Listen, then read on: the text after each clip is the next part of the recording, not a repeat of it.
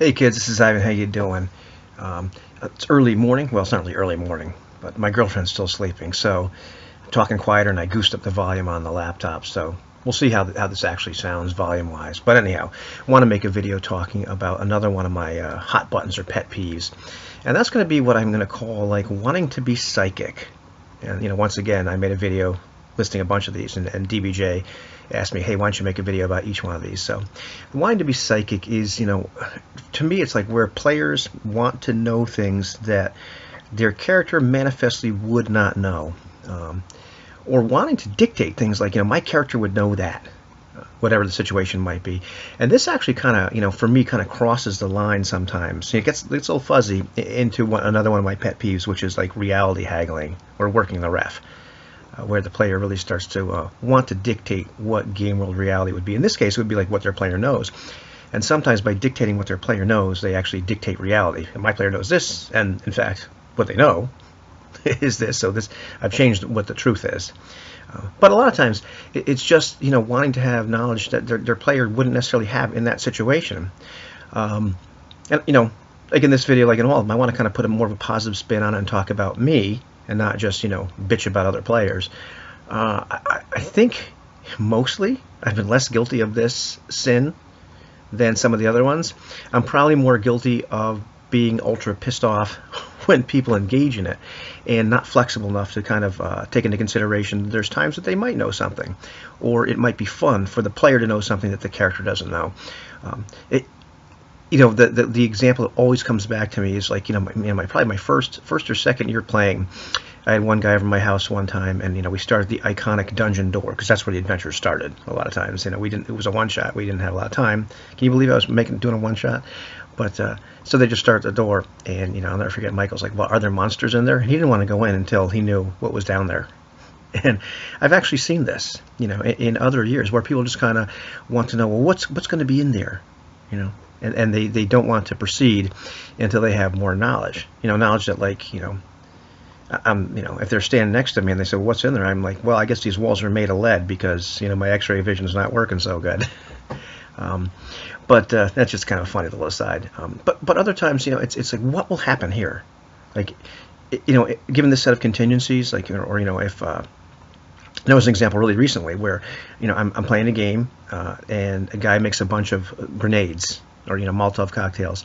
And so the game master has him roll for success or failure for each one.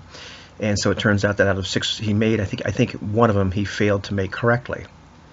And so the guy wanted to know which one it was, but more to the point, he wanted to know, well, what's going to happen when I light that one off? And the game master smiled and said, well, that's something you're just going to have to find out. But the player really kind of, you get the feeling that he really thought that was unfair, and he wanted to know what was going to happen, what was the misfortune going to be. And he wanted to even know which one he failed at. And this was something that the game master had kind of ruled that this was something, A, he manifestly would not know which one he screwed up on, and B, just like you or I, you might not know what's going to happen when you use that one device that's just not wired correctly. So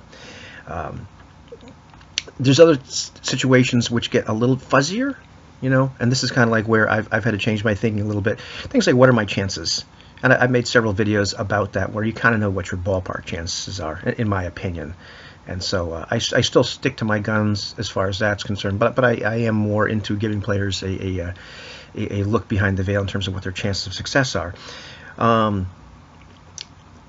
Here's where it gets also another little fuzzy line: is players wanting to know whether they succeeded or failed at something. Like the famous example would be the stealth check. Where maybe the player wants to roll for themselves, and as a game master, you've determined in this particular case you really want to roll for them.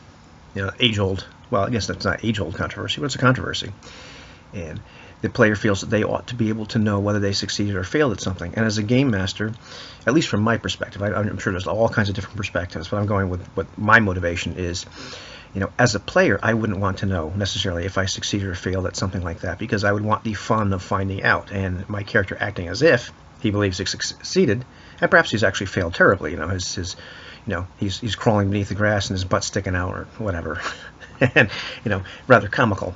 But I don't find out until I actually put myself at risk and then realize, maybe I didn't do such a good job at hiding.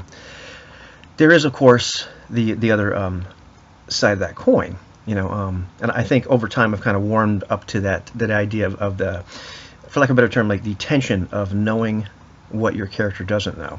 And we've certainly had, I've certainly had participated in some games like this lately, where there's something going on where I as a player, or we as players, know something, but we're not influencing the actions of our characters based upon that. And it is kind of fun where there's that little tension going on in each person's head and in the group, because we know we're acting in a way that's inappropriate to the situation. So that's more of the positive spin on that from my side, which really isn't like correcting my behavior of wanting to be psychic as a player, but kind of more warming up to being a little more flexible and the game master side, maybe a little bit more tolerant of those sort of things. But overall, it's still one of my big pet peeves when players really want to know things that they manifestly wouldn't know. Especially if it's, sometimes you can see that it's getting a little fuzzy and they're kind of wanting to dictate game world reality. Or, the other thing is they want to be able to make a bunch of tactical decisions based upon knowledge that they simply wouldn't have yet. Often, you can kind of suss this motivation out a little bit. And I know I'm kind of like being psychic myself, or trying to be psychic myself when I'm saying this.